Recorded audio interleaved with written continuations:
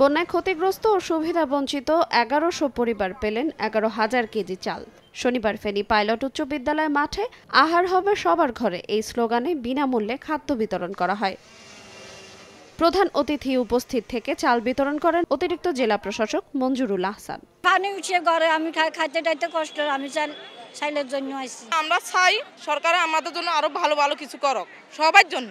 যেসব সংগঠন ফেনীর বাসীর পাশে দাঁড়িয়েছে তাদেরকে ধন্যবাদ জানাচ্ছি, কৃতজ্ঞতা জানাচ্ছি এবং আরও যারা আমাদেরকে দেখছেন আশা করছি আপনারাও ফেনীবাসীর পাশে দাঁড়াবেন। ২৪-এ যে বন্যা হয়েছিল এই বন্যায় আমরা এই ফেনী আশেপাশে আমরা কাজ করেছি, ফেনী, নোয়াখালী, লক্ষ্মীপুর এই জায়গায় আমরা কাজ করেছি।